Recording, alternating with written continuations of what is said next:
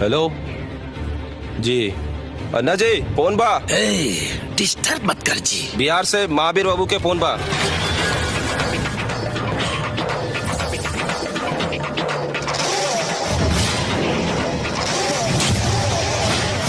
भाई जी, जय बालाजी।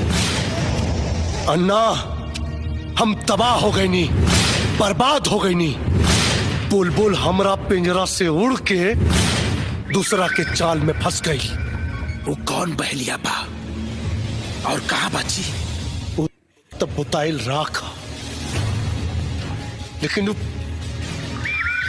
के मोहब्बत के आग ओकरा के बारूद बना देलस।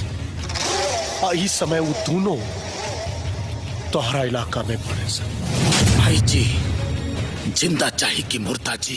जिंदा।